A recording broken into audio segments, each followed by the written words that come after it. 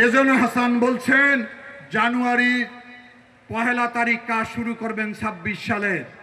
আমরা সরকারের এই কথায় আশ্বস্ত হতে চাই না, কারণ ডিসেম্বরে যদি তফসিল ঘোষণা করা হয় তাহলে সরকার ব্যতিব্যস্ত হয়ে পড়বে নির্বাচনকে নিয়ে। আমরা সবাই ব্যস্ত হয়ে পড়ব, প্রশাসন ব্যস্ত হয়ে পড়বে, মানুষ ব্যস্ত হয়ে পড়বে নির্বাচনকে নিয়ে। তখন কাজ করা শুরু সম্ভব হবে না। সেজন্য আমরা দাবি উত্থাপন করতে চাই, সরকারের নিজের অর্থায়নে আগামী নভেম্বরের মধ্যে কাজ শুরু করা হোক।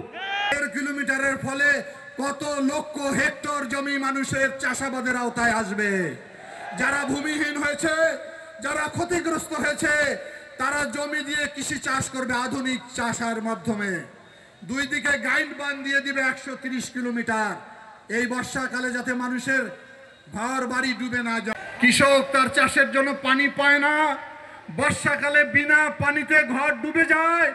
এই বৈষম্য, এই অন্যায় আর আমরা কতদিন মেনে থাকব?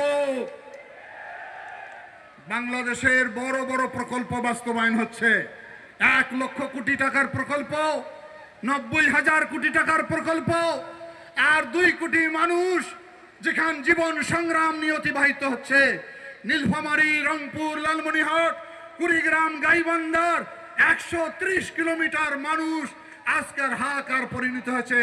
সরকার সেদিকে ভ্রুক্ষেপ করে না। মাত্র 12,000 কোটি টাকা লাগবে এই প্রকল্প বাস্তবায়ন করতে।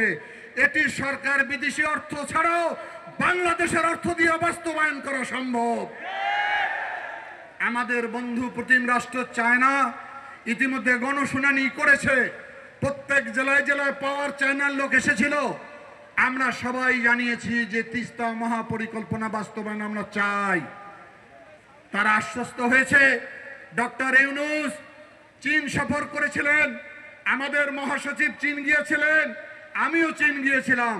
চীনের সরকার মুখিয়ে আছে।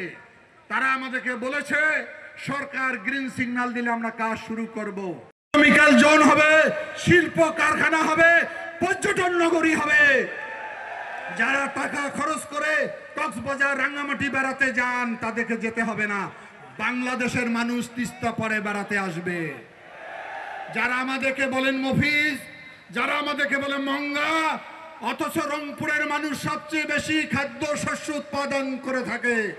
আমাদের কর্মসংস্থান নাই, যুবকরা বেকার, তারা মাদকাসক্ত হয়েছে, জুয়ায় নেশাসক্ত হয়েছে।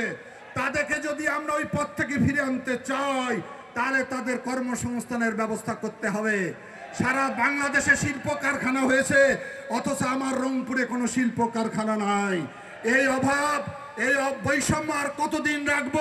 সংগ্রাম, এটা আমাদের কর্মসংস্থানের সংগ্রাম। সুতরাং রংপুর এখন এক হয়েছে।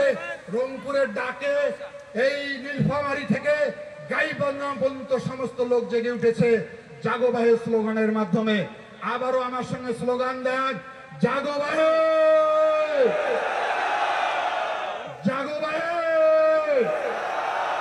যেখানে যাবেন, হাটে যান, বাজারে যান, দাওয়াতের বাড়িতে যান, সব জায়গায় বলবেন জাগো বাহে, তিস্তা ভাষায়।